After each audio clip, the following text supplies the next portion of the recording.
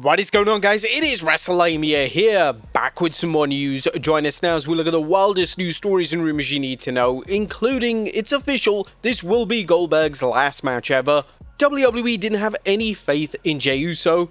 Stephanie McMahon drops a truth bomb on Vince McMahon. Is WWE telling writers to ignore the fans? The entire WWE PLE card is up in the air. Did Karrion Kross say goodbye to WWE? Is there hope for LA Knight fans now? Kane returns to wrestling, and much more. Be sure to subscribe and hit that notification bell for daily wrestling videos, and follow us on Facebook for exclusive lists. Also check out our new videos on Wrestlelamia XL. Now let's do the intro and get straight into our first story.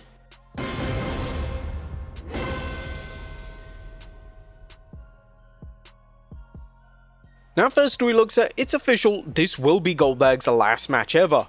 At top of today's news is now the official announcement that WWE Hall of Famer Bill Goldberg will challenge World Heavyweight Champion Gunther for his title at Saturday night's main event on 12th June. This match is being booked as Goldberg's last match ever, and it will be interesting to see how fans react to it, as WWE appears to be using it to counter-program AEW's All-In pay-per-view, which airs the very same day. Next up, WWE didn't have any faith in Jey Uso.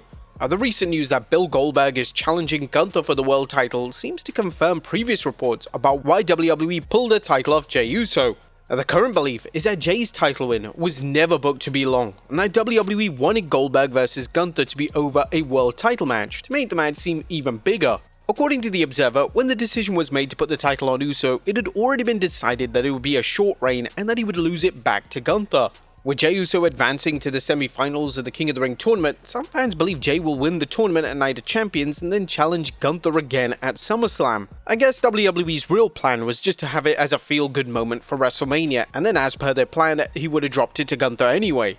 Next up, Stephanie McMahon drops a truth bomb on Vince McMahon. Now, Stephanie McMahon isn't holding back when it comes to her father Vince McMahon. Wrestling's billion-dollar princess recently interviewed WWE President Nick Khan on a What's Your Story podcast, speaking about what drives Vince McMahon. His mindset was that if he could survive, he won. So just surviving was winning and still is winning for him today. And I don't know how you can ever beat someone at the end of the day if all they need to do is to survive to win. Nick Khan weighed in on Vince McMahon, noting, "So all credit to him, I only have admiration for him. As Paul said, Triple H said at his Hall of Fame speech, family's complicated. And obviously we don't get into any of that, but in terms of business, that guy's an empire builder." Stephanie continued analyzing what makes her father tick, telling Khan, "Absolutely is, and no one can take that away from him, no matter what, including himself, who's probably his biggest nemesis, himself." With Janelle Grant's lawsuit against Vince McMahon and WWE still going strong, it's unknown how things will work out for Vince. However, while the current company line is that Vince McMahon is done with WWE, some fans believe that this could all change depending on how things work out with Vince's various legal battles, and while he won't return running WWE, he may be able to ditch his pariah status. But is WWE telling writers to ignore the fans? Another tantalizing takeaway from Nick Khan's chat with Stephanie McMahon concerns WWE's booking. Khan told Stephanie, "We encourage our creative team and writers, don't program for that. Program for the universe, not for a small portion of the universe that wants to criticize you." Now obviously, whilst they're listening to some aspects as bringing back our truth, they're not listening to others where the main problem seems to stem from the awful theme songs that WWE keeps producing from Def Rebel. Fans have cried out loud with wanting change, and even with the recent hijacking of an NXT show, this still hasn't changed WWE's mind on keeping Def Rebel around. What they're appealing to aren't the fans, it's making the most profit as possible. It's understandable why Khan appears to take this route, however one day it could majorly backfire. Next up, an entire WWE PLE card is up in the air. Now, Liv Morgan's recent injury on Raw was unfortunate not only for her but for WWE's plans for its upcoming Evolution PLE. A new report in this week's Observer states, the Evolution show has to be redone due to Liv Morgan's injury and the entire card is up in the air. WrestleVotes previously noted, "I was told this morning that injury has caused a lot of the Evolution card to basically be scrapped, to be ripped up and starting from scratch, because she was pegged for the big time tag team match that isn't going to happen now. The spot is going to be filled by somebody else and it's going to have a lot of ripple effects." Morgan has been a featured player on Raw for over a year, and fans and pundits alike are pondering who will step in to take her place not only at Evolution, but on the Red brand. One rumor is that Roxanne Perez could take Liv's spot. Given how WWE has teased tension between Liv and Roxanne Perez prior to Morgan's injury, WWE may find itself in an advantageous spot for Roxanne Perez. Next up, did Karrion Kross say goodbye to WWE? Now, is Karrion Kross leaving WWE? That's one of the biggest questions among WWE fans as they ponder the two-time NXT champion's future in the promotion, especially in light of the rumors that his current contract ends this summer. A fan recently posted a video of Kross and his wife Scarlett Bordeaux exiting the arena after a match on Main Event, which thought Kross was waving goodbye to his many fans. However, Fightful Select recently addressed the situation, stating there were some who were concerned that Karrion Kross and Scarlett did a farewell after his Main Event taping match on Monday. We're told by those internally that it was a good soldier nod. Kross remains one of WWE's most popular yet underutilized superstars. If the promotion doesn't reach an agreement with him, it could be one of WWE's biggest blunders in recent memory. Next up, is Mr. Iguana yesterday's news already in WWE? A move over Mr. Iguana, as WWE now has a new favorite luchador in mind. WrestleVotes is reporting we're told WWE has a significant interest in making yet another AAA star a prominent part of their main roster, that being Psycho Clown. Psycho Clown, who is a third-generation wrestler, has been working under his current gimmick with AAA since 2007 and also appeared briefly on TNA television back in 2019. WWE is said to be intrigued by his character and the marketing abilities that are attached to it. Now, all kidding aside about Mr. Iguana, who WWE decided to debut on the main roster rather than have him work in NXT first, but if WWE does sign Psycho Clown, it's further evidence of how WWE is treating marketability as a major fact in its plans for a talent. You may recall Meltzer's recent comments. The thing I think is important, and there's a real takeaway, is a lesson that is far more important as a wrestler to come up with something unique, along with having ability, than just worrying about your ability. Whilst this is just speculation, this potential signing invites talk about whether WWE executives are pushing the company's bookers to sign talent at the possible risk of ignoring talent who are over with the fans but just not pushed, aka Karrion Kross. Next up, who is a fourth man?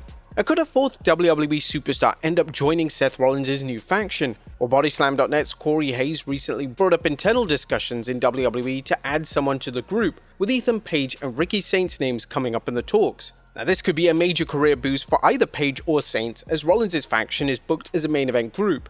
Bron Breakker and Bronson Reed have already made waves as part of Seth's faction, which means a fourth member could make Rollins the most powerful man on Raw, if not the entire WWE. However, Paul Heyman quickly chimed in after seeing these reports. He posted a screenshot of the article with a red banner that read, "Since it's not April Fool's Day, I guess it's Clickbait Thursday. Is WWE just trying to swerve us?" Next up, is there hope for LA Knight fans now? Now, is there a glimmer of light for people who support the Yeah movement? A new report from WrestleVotes suggests LA Knight could find himself on Raw and feuding with Seth Rollins' faction. WrestleVotes is reporting, according to those within the company, we are told more than a handful of people are advocating for LA Knight to be moved to the Raw brand in the near future, as his presence on Netflix could be viewed as something of a refreshing change. Knight was one of the competitors in the recent men's Money in the Bank ladder match who got the short end of the stick thanks to Seth Rollins' allies Bron Breakker and Bronson Reed interfering on his behalf.